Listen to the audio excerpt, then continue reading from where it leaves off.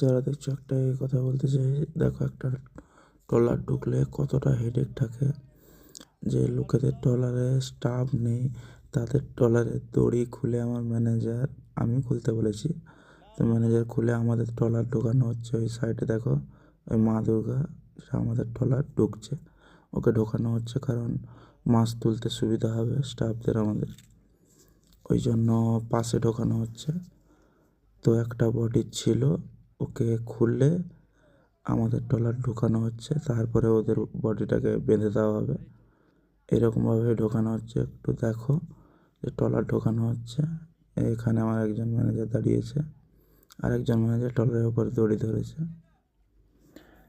তো আমার ক্যামেরা আমার একজন স্টাফ করছে, ঠিক আছে।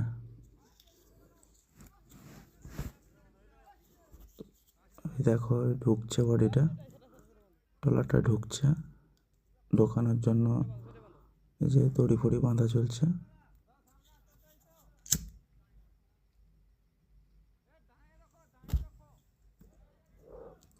এখানে আমি দাঁড়িয়েছি, আমি ওদেরকে বলে বলে দিচ্ছি যে কীরকমভাবে ঢোকাবে।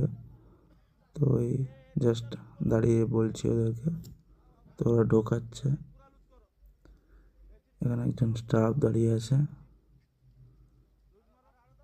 ম্যানেজার বডির উপরে দড়ি।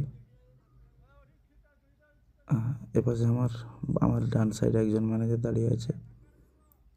যে আমাদের মা দুর্গা ট্রলার ঢুকছে, ওইখানে একজন আমার একটা মানে বন্ধু হয়, ছোটোবেলারই বন্ধু, এখন একসঙ্গে বিজনেস করি, ট্রলারের ব্যবসায় আমাদের সঙ্গে যুক্ত আছে।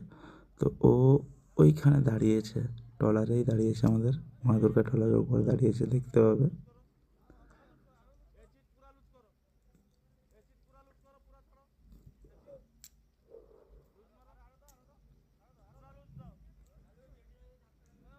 ওকে বলে বলে দিচ্ছে যে ওখানে বাঁধবে, ওখানে ঢোকাও। এই যে ঢুকছে আস্তে আস্তে করে। ওই জায়গাটায় দেখো হোয়াইট আর ব্লু শার্ট পরে পেছনে হাত ঘুরিয়ে দাঁড়িয়ে আছে, ও হলো আমার বন্ধু হয়। হ্যাঁ, ঘরের পাশে, বলতে গেলে পিসাবাবু। তো কেমন লাগলো ভিডিওটা কমেন্ট করে জানাও।